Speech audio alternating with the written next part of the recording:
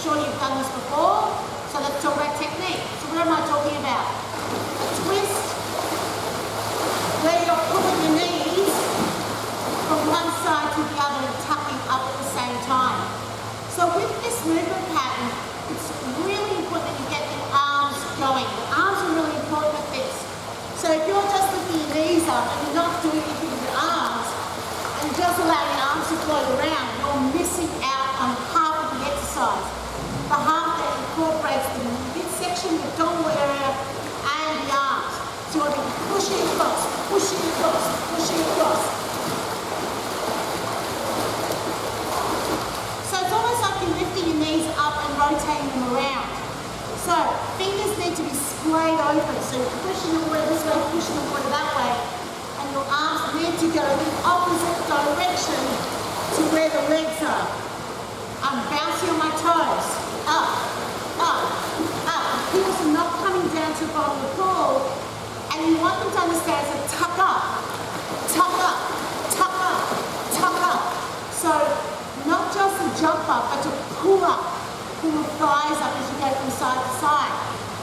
So what are we working with here? Well,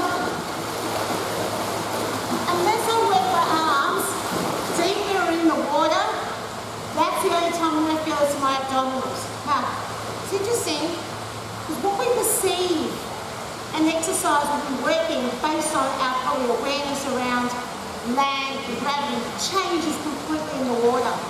If I just twist and keep my hands up to the surface, it's more of a leg exercise than anything else. It's only when my hands drop down lower in the water, but that's another cue you might like to use with your clients. You don't feel this in your abdominals. So you might like to say, you won't feel this in your abdominals, bring your hands down lower. Drag the arms back over the hip more, rather than just taking your arms from side to side. Finger splay, my favorite finger hand. So you need to get as much surface area as you possibly can, and that's this week's aptitude. Demonstrating the giant twist in the water is not going to be something that you really want to do on land, where you don't want to do too many of them.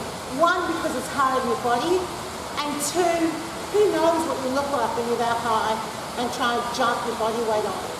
So the best option is to use the upper frame, but then of course we can use a chair. So I like to use the upper frame in this position for this, and what I've demonstrated is lift, lift, lift. Now I want you to notice something that I do just before I start jumping. I do a couple of bounces and then I go. And the bounces prepare my body for the elastic effect that I need to have when I'm on land. Okay, so there's this little bit of mental and physiological preparation so that I'm ready to take off. So you demonstrate that with your legs, and then you demonstrate what you want them to do with their arms.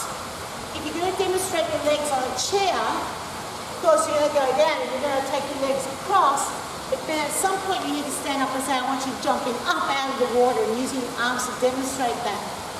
So, key point here. I always say to my class, keep your hands up at chest level, arms going the opposite way if you want a moderate workout.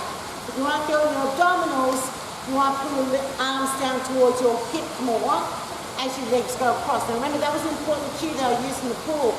So this wasn't that effective for my abdominals, and I did get my heart rate up.